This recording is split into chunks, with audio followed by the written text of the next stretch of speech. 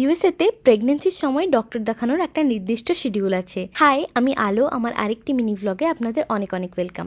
8 থেকে 28 সপ্তাহ অবধি মাসে একবার এবং 28 থেকে 36 সপ্তাহ অবধি মাসে দুবার, আর 36 সপ্তাহের পর থেকে প্রতি সপ্তাহে একবার করে ডক্টর দেখানোর নিয়ম আছে। প্রথমবার আমি যখন চেক আপে যাই তখন আমাকে একজন ডক্টর কনসাল্ট করেছিলেন। তারপর যখন প্রত্যেক মাসে রুটিন চেক আপের জন্য যাই তখন একজন মিডওয়াইফ কনসাল্ট করতেন।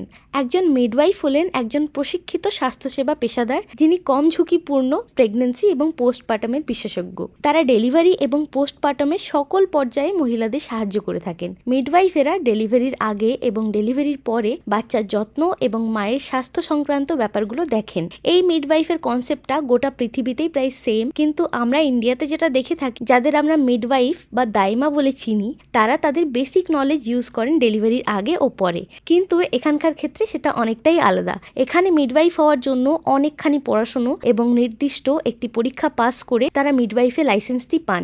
মিডওয়াইফদের রেসপন্সিবিলিটিগুলো হলো প্যারেন্টাল কেয়ার। তারা লেবারের দরুন প্রচণ্ড সাপোর্ট করে থাকেন এবং গাইডও করেন। তারপর বাচ্চা হওয়ার পরও তারা গাইড করেন বিভিন্ন বিষয়ে, কিভাবে সন্তানের যত্ন নেওয়া যায়, কিভাবে ব্রেস্টফিড করানো যায়, আরও নানান ধরনের দায়িত্ব ওনারা পালন করে থাকেন। তো এই তো ছিল আজকে shorts. Follow for more. By.